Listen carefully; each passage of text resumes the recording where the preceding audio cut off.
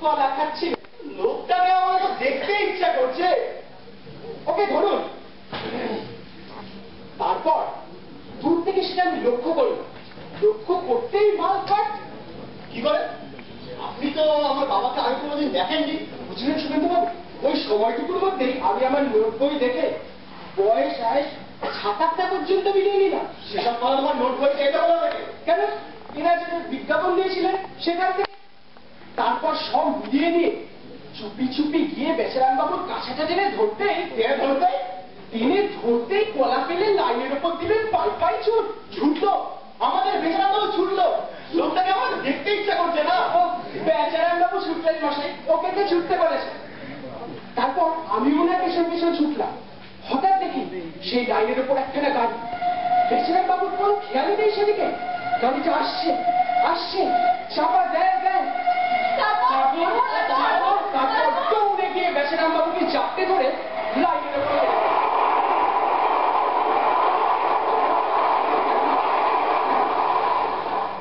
বিশেষ দিয়ে ট্রেনটা বেরিয়ে গেল। তারপর বুঝলেন সুখেন্দুবাবু, সারা রাত ধরে বেচারাম বাবুকে বোঝালাম ঘরে চলুন। বলুন তো, আপনি সংসারে থাকতে গেলে একটু মানিয়ে গুছিয়ে দিতে হয় না? আমি তো তাই বললাম, বাড়ি চলুন, সেখানে সুখ পাবেন, শান্তি পাবেন।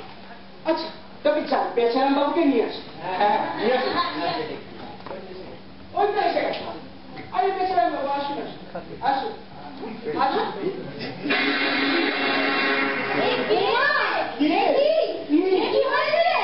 কি অবস্থা, কি করে হলো নবীন বাবু? ওই যে লাইনের ধারে পড়ে গিয়ে। কি কষ্ট, কি ভোগান্তি। আসুন আসুন বাবা, বসুন বসুন বসুন বসুন। কেন এভাবে নিজেকে কষ্ট দিলেন বাবা? তুমি যে মারা করতে বাবা। বাবা আমি তোমার গুরু বলছি। বাবা আগে ডাব দেবো না বেলের পানা দেবো? ডাব খাবেন না বেলের পানা খাবেন? পানা। ওই যে পায়ের উপর হাতখানা দিয়ে নানা করলেন।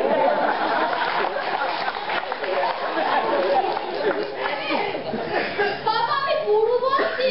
ক্ষীর খাবেন একটু? দই খাবেন? দেখলেন না হাতখানা দইয়ের মতো করে কই কই করলেন।